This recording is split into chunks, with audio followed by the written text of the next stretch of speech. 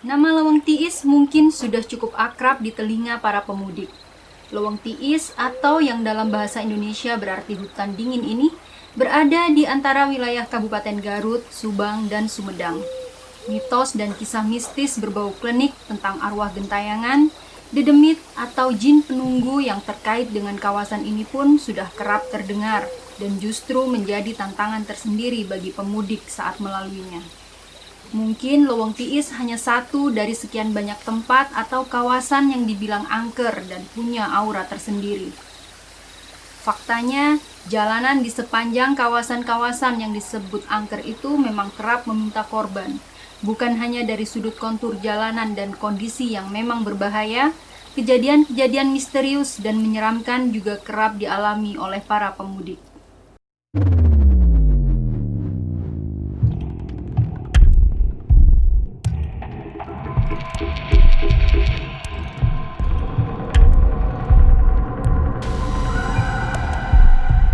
Hai, balik lagi di channel Miss Cat.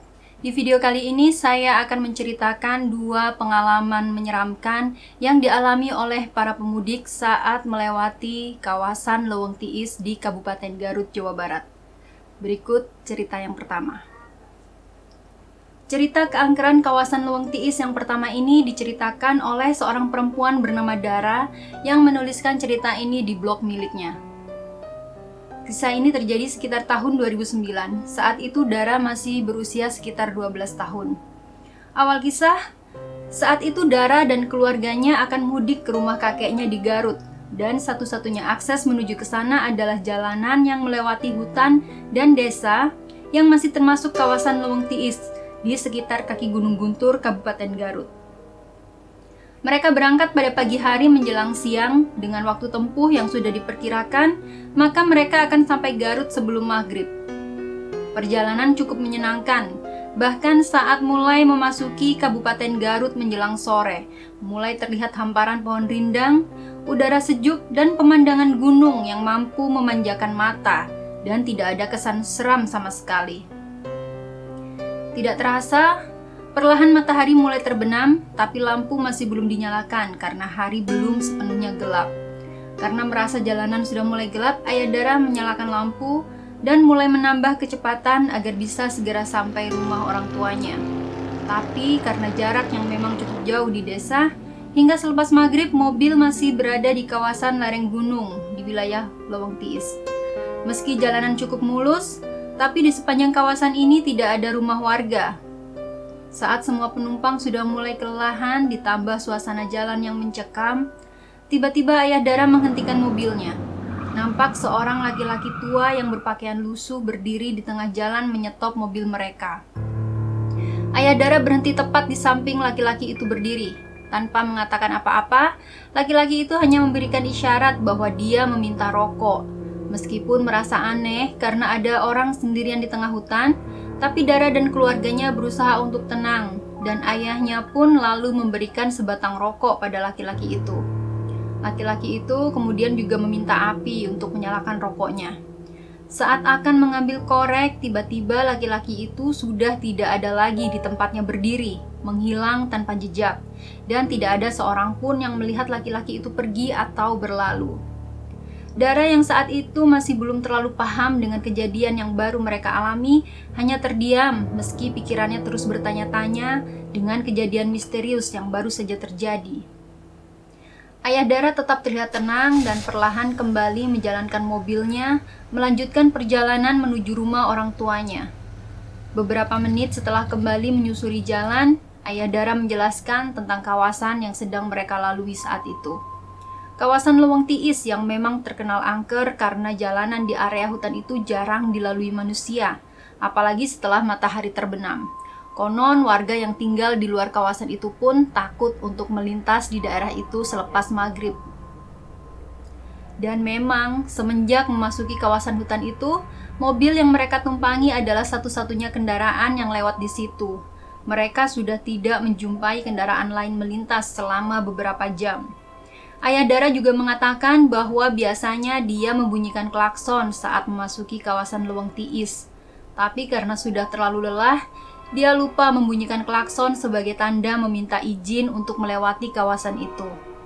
Dan syukurlah setelah kejadian itu, perjalanan menuju rumah kakek Dara sudah tidak mengalami gangguan dari makhluk halus lain penunggu kawasan itu, dan mereka sampai tujuan dengan selamat.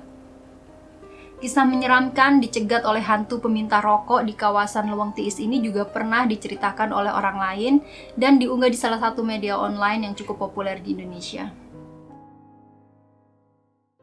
Kemudian, kisah misterius yang kedua yang juga dari kawasan Leweng Tiis adalah legenda hantu Nyi Gelis yang sering menampakkan diri pada para pengguna jalan yang melewati kawasan Leweng Tiis.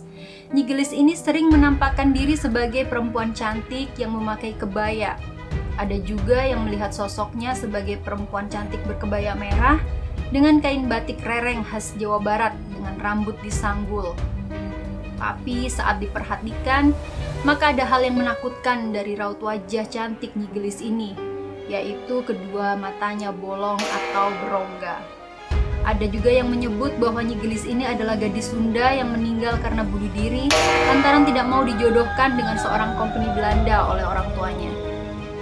Legenda lain menyebutkan bahwa Nyi Gelis adalah Nyi Gandrung Arum yang dulunya bertapa menanti jodoh dari tempat pertapaannya yang dipagari oleh pohon beringin. Tapi, kisah apapun yang melatar belakangi mitos tentang hantu kebaya di kawasan Leweng Tiis ini, yang pasti mereka adalah jin yang hanya ingin menunjukkan eksistensinya di kawasan itu tanpa ingin diganggu oleh kehadiran manusia. Satu kisah tentang penampakan hantu kebaya merah ini pernah diceritakan oleh seorang netizen dalam sebuah thread. Sebutlah namanya Tito. Tito menceritakan pengalaman aneh saat mudik dengan menggunakan angkutan umum yaitu mobil elf. Karena beberapa wilayah di Jawa Barat tidak dilalui bis besar, tapi hanya angkutan yang lebih kecil semacam mobil elf itu. Saat itu dia adalah salah satu penumpang di mobil elf itu. Tidak ada yang aneh awalnya. Di dalam mobil itu hanya ada dia dan beberapa orang lainnya yang sama-sama menuju beberapa wilayah di Kabupaten Garut. Jalan di kawasan Leweng Tiis yang mereka lalui terdapat beberapa tikungan tajam. Berikut di kiri jalan adalah jurang yang tertutupi oleh pohon-pohon kecil dan rumput liar yang tinggi. Di kanan jalan membentang tebing dengan pohon-pohon yang menjulang tinggi, berikut rumput dan pohon-pohon kecil, membuat mata terasa sejuk saat memandangnya. Keanehan terjadi justru saat mereka sampai di satu area yang bernama Jalan Tutugan. Saat sang sopir tiba-tiba menghentikan mobil elf yang mereka tumpangi. Padahal Tito tidak melihat ada orang yang minta diturunkan maupun orang di jalan yang akan naik angkutan itu. Tapi sesaat kemudian, kondektur turun dari mobil itu seolah sedang mempersilahkan seseorang untuk naik. Padahal Tito dan penumpang yang lain tidak melihat ada orang lain masuk ke dalam mobil itu. Selang beberapa lama, sopir kembali menghentikan kendaraannya dan lagi-lagi sang kondektur turun seperti mempersilahkan seorang penumpang untuk turun dan keluar dari kendaraan.